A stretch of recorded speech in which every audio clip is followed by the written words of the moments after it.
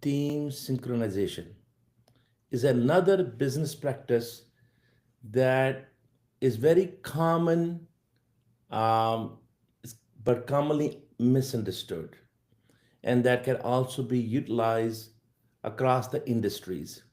So, you know, half of my professional career is really in global manufacturing and global operation management, global supply chain, and the rest of the career is in real estate. So I realized that how cross-functional team synchronization is important, not just in global supply chain, manufacturing, and other industries, but also it was very valuable lesson, and the implementation of that business practice really helped me in the real estate, especially creating a differentiating product and cutting the time. So let me share with you two kind of stories that how that cross-functional team synchronization really came to help me out in the global manufacturing and supply chain, and then how I was able to implement what was learned in the global manufacturing and supply chain into real estate and help us differentiate our product, our time to market, and our cost.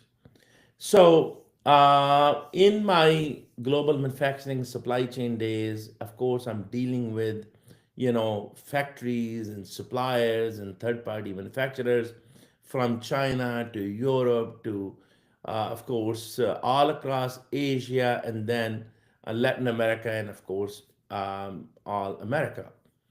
And I realized that how when you're dealing with a team, especially like an engineering team, they are having misunderstanding with finance team.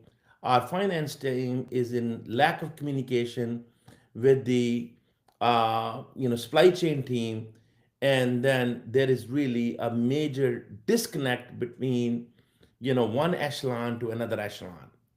It's very common, but it's really not, uh, tackled properly many times, and hence you have, major delays. You have lots of inventory. Your fill rate is bad, and of course your logistics is not synchronized, and then of course the cost is a very major impact.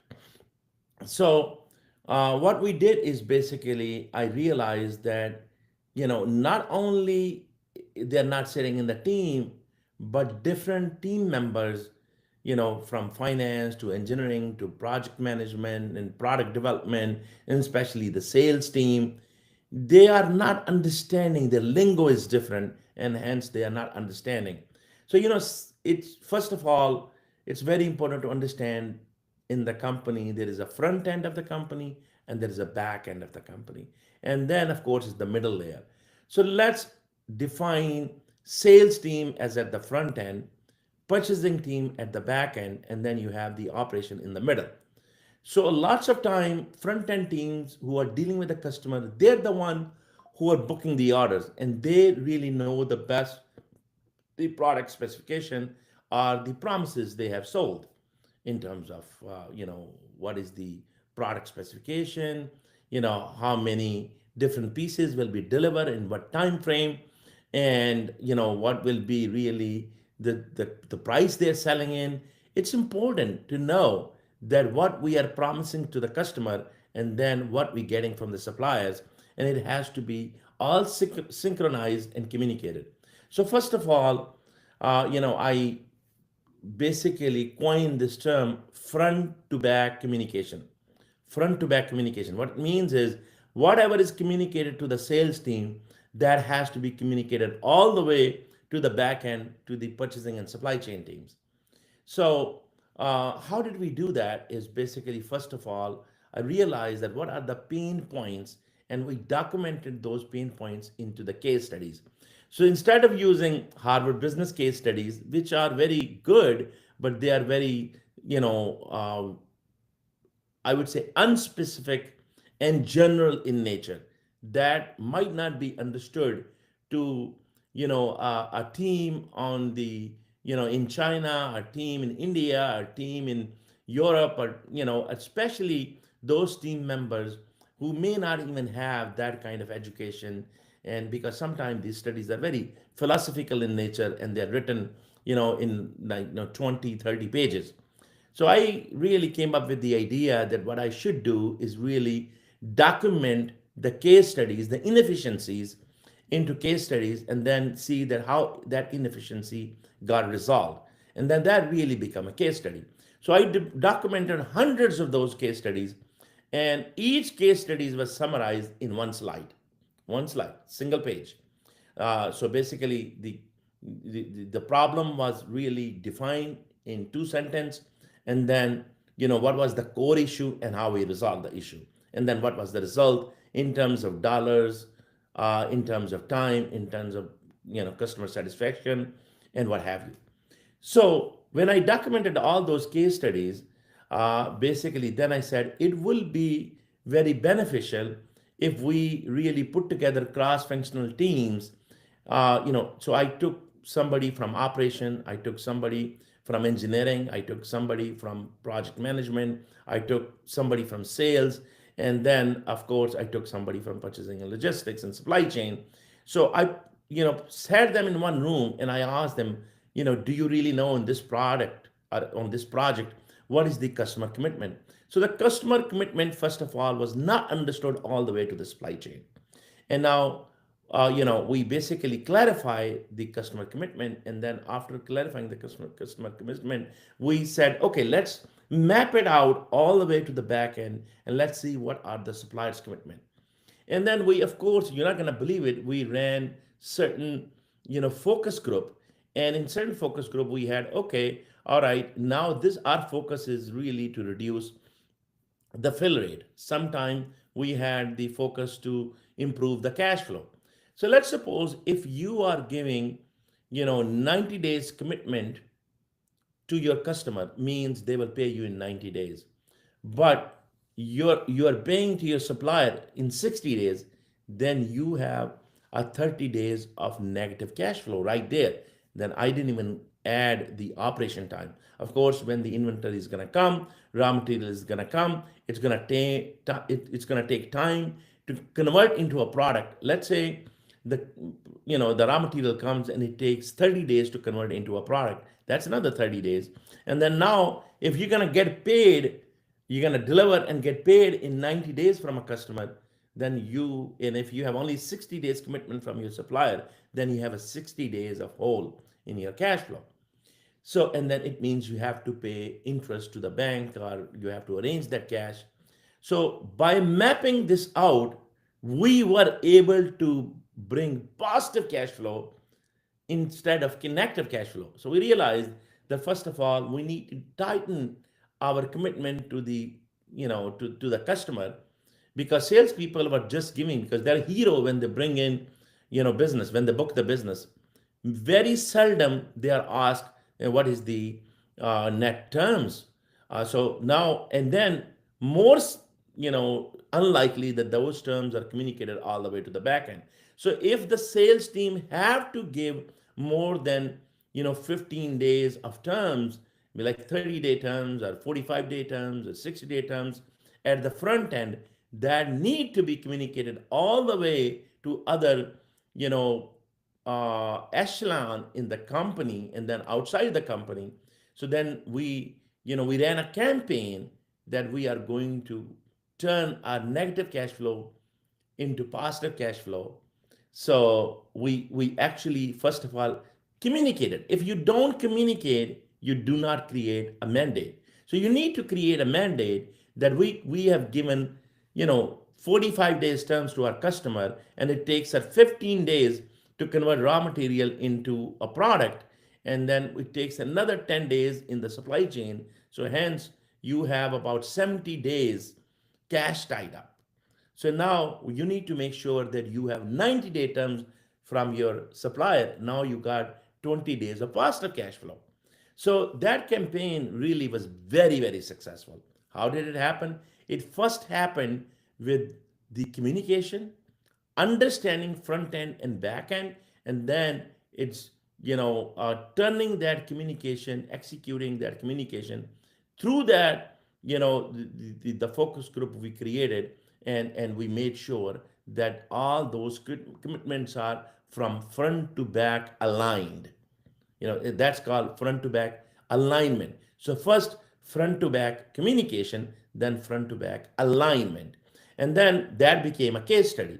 Now we took that case study and we went into different factories, and we put these cross functional teams and we communicated to all cross functional teams, because there are people who are dealing with the customer, there are people who are dealing with suppliers, there are people who are dealing with actual operation, because they need to understand that they need to produce, they need to use the inventory properly, that first in first out instead of first in last out, because in this way you are making sure that if even there is something wrong with the raw material, then that raw material get replaced and you do not lose on your cash flow either.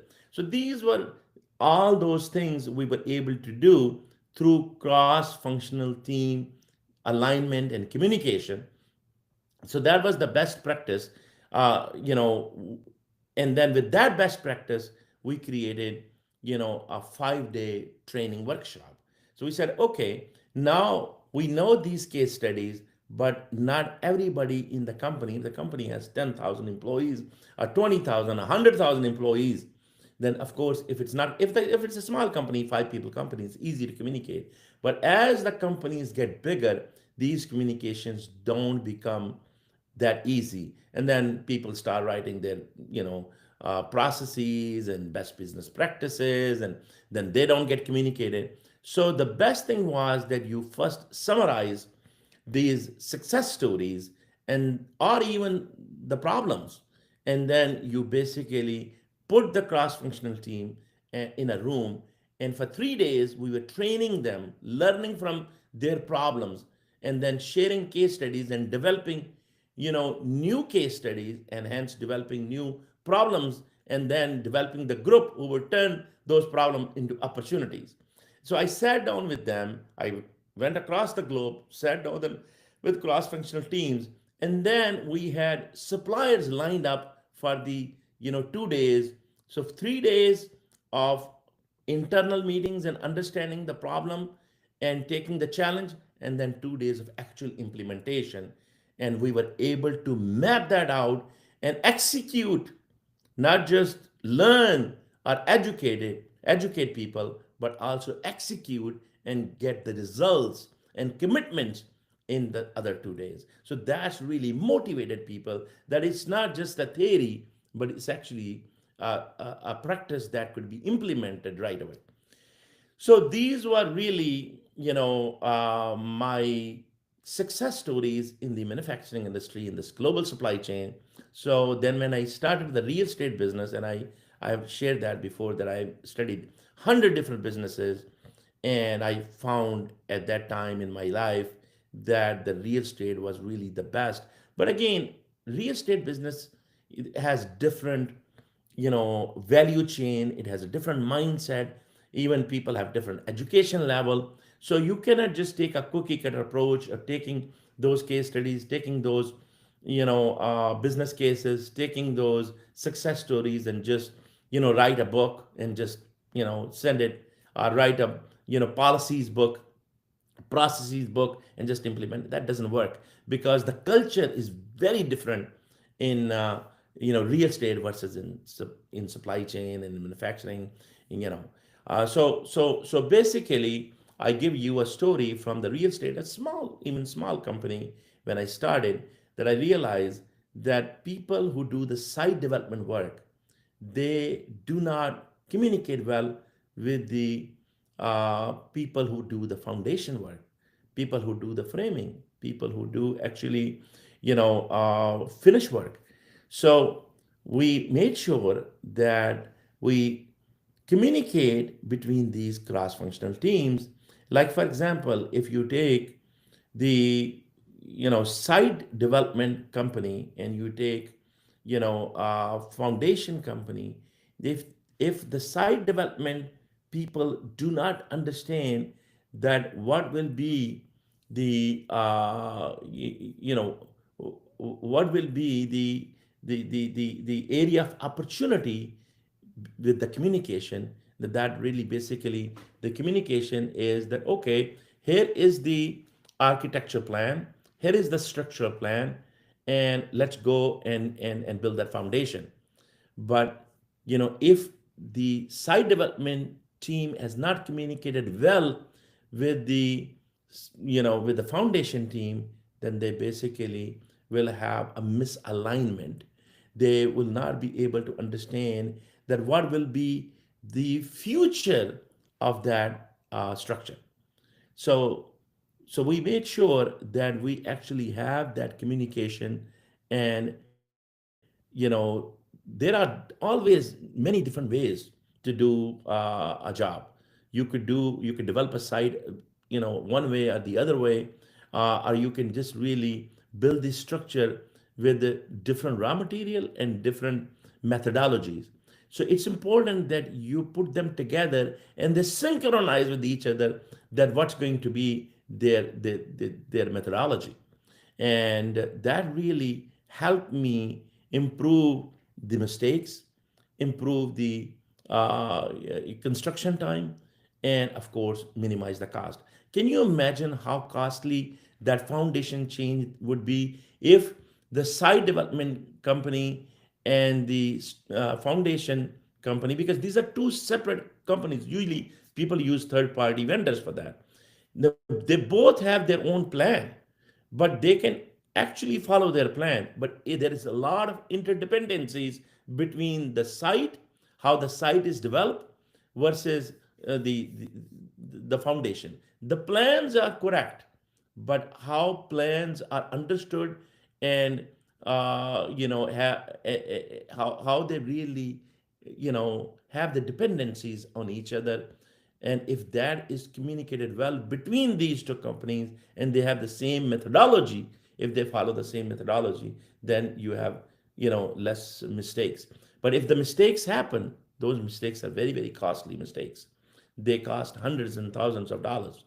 So that's the reason, I believe that if you have cross-functional team synchronization process already implemented every single time. It's not just the map. It's not just the site development plan. It's not just the architecture plan. It's not just the structure plan. It's also the best business practice for alignment there, because that's what makes sure that you do not waste any time. If everything is the process is synchronized, and every step is understood and aligned.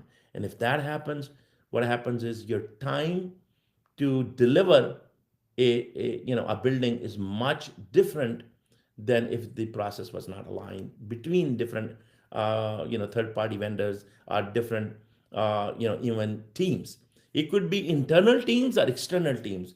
As long as you share your plan, whether that is in manufacturing or in real estate, as long as your interdependencies are understood, your internal customers and suppliers are understood, and your external customers and suppliers are understood, and what your interdependencies are. These interdependencies are now better understood in the manufacturing, but very little these are understood in the especially real estate business. And that's the reason, especially in real estate development, you see that a lot of waste. And that's the reason you see that real estate development projects usually are delayed. They are delayed because different people do not understand their interdependencies. And that's the reason you end up wasting time, and you end up wasting cost. So to you know to avoid those delays, you must understand the interdependencies and have the best business practice to have that communication, front to back communication, and process alignment ahead of time before you actually the start the project. And different phases of the project will require different type of meetings.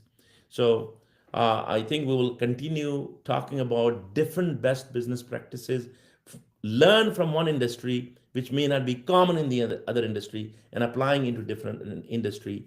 And the goal is really, again, avoiding, time and cost. And that's really what's all about. That how do you avoid wastage of time and wastage of cost? And of course, wastage of cost cannot be avoided if you do not focus on the quality of the product. If your focus is quality, if your focus is customer, and if you understand the interdependencies, and you communicate well from front to back between different internal and then external customers and suppliers, then then that's really save you eventually cost and time, and hence produce a quality product. With that, God bless you all. Have a great Sunday, and we'll continue with our other business practices that we took from manufacturing and implemented in real estate. Until then,